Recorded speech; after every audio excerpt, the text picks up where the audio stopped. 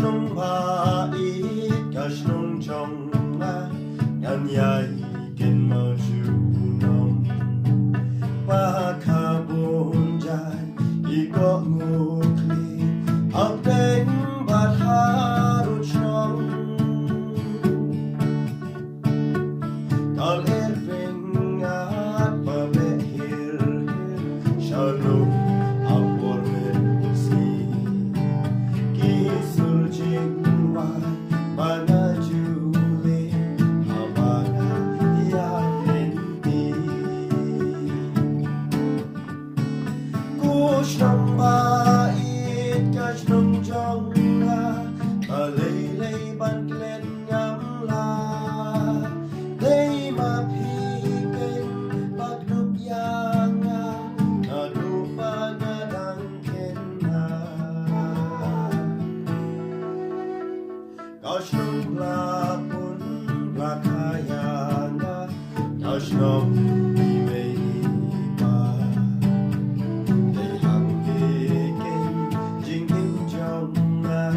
kahit nasan mura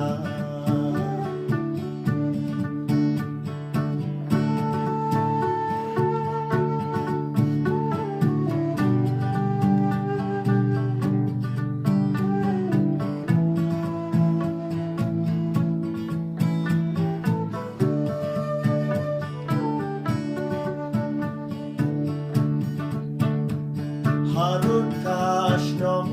gigum shing ya waba kwai do tri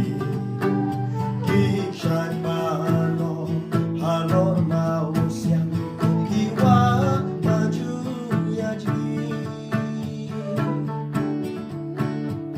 ki kentin snake ki kentin trap ako interpi mei akor burong kalong hen yen kuno bani petei kush nong bait kash nong jong ga kalay ban klen ngam la day mapiken pagdup yanga nadupa nga dangken na kash nong lapon lakayanga kash nong imay pa ay hang piken jingim jong na kahit nasan mura ay hang piken jingim jong na kahit nasan